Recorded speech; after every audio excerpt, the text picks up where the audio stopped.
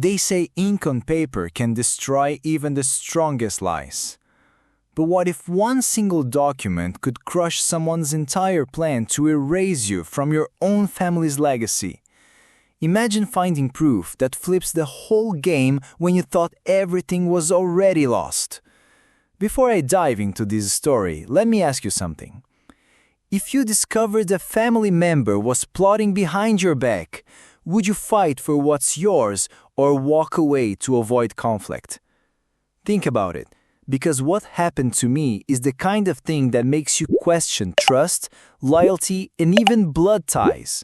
Stick with me until the end, because this story will make you rethink who really stands by your side. When my grandfather passed away, the atmosphere in the family shifted overnight.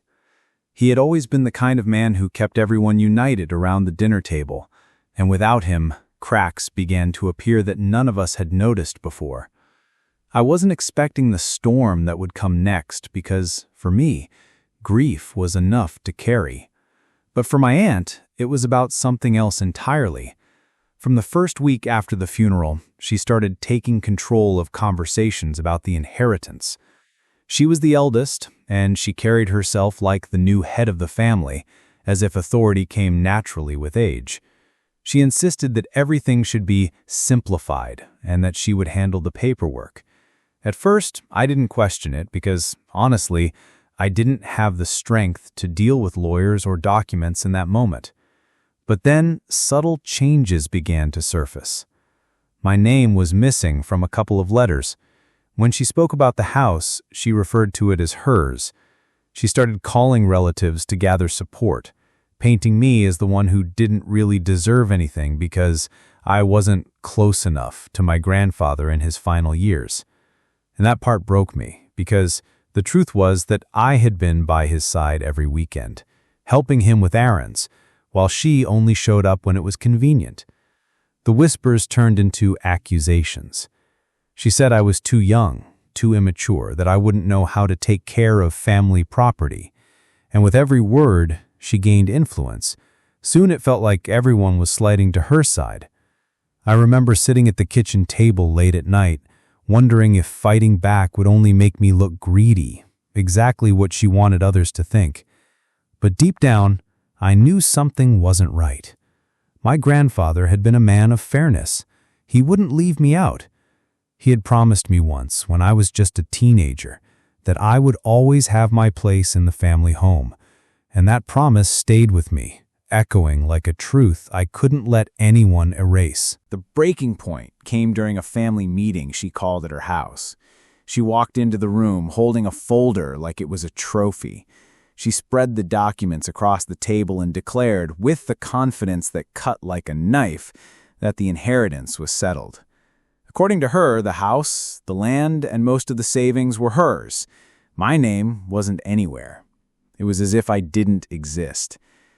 I remember my chest tightening, my face burning. I wanted to yell, to fight back, but the papers in front of me seemed undeniable. Everyone stared in silence, and I could almost hear the judgment in their minds.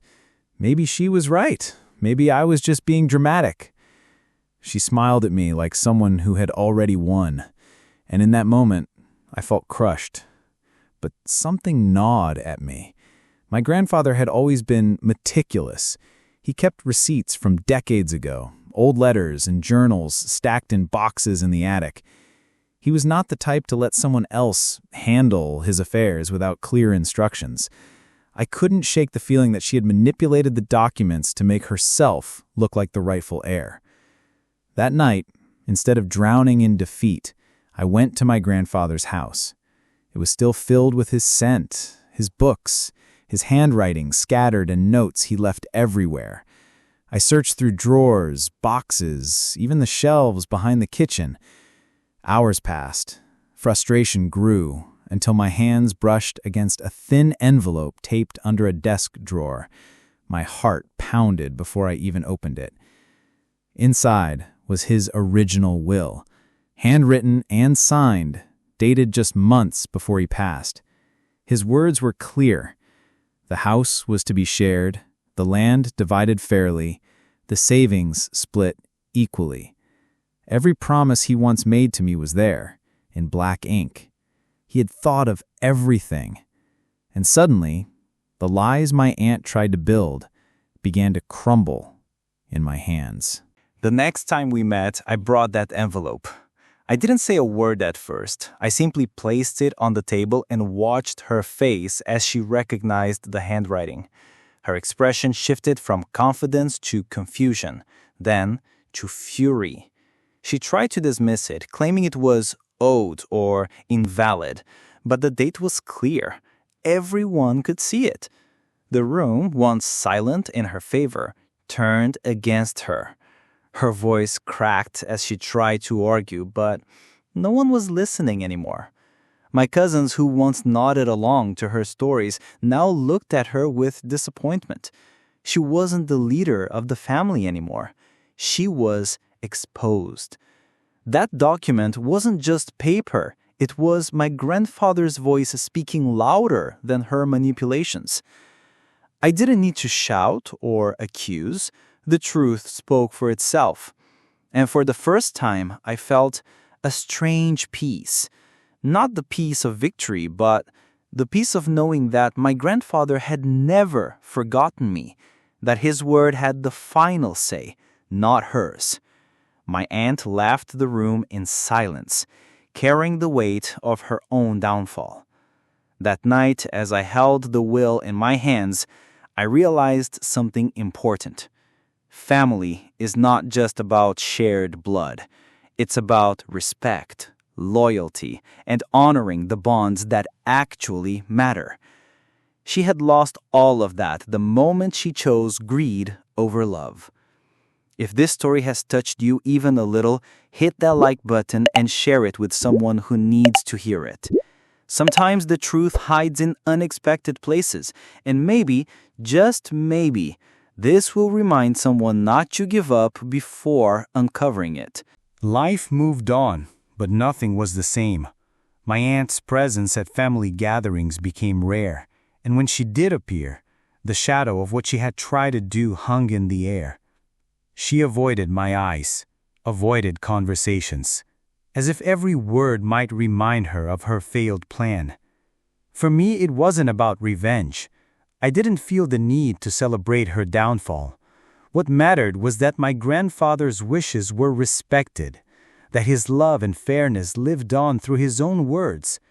And in a strange way, I felt closer to him than ever. The house remained ours, just as he intended. Every corner still carried his memory. Every chair still felt like his presence. And now, whenever I walk through those doors, I don't just see walls and furniture. I see a legacy of love that not even betrayal could erase. Sometimes justice doesn't come from courts or lawyers.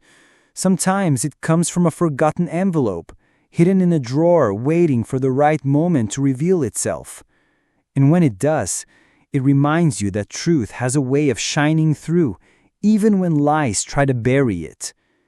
And maybe that's the greatest inheritance of all. So, if you've stayed with me until now, maybe this story spoke to something inside you. Maybe you've faced betrayal, or maybe you've questioned who you could trust. Remember this: lies are loud, but truth is patient. And when the moment comes, it breaks through in ways no one expects. If something in this story resonated with you, don't just leave now. Join me. Be part of this journey where we uncover not just stories, but reflections of our own lives. Hit that subscribe button, leave your thoughts in the comments, and let's keep exploring these truths together. Because in the end, we're not just telling stories. We're discovering pieces of ourselves hidden inside them.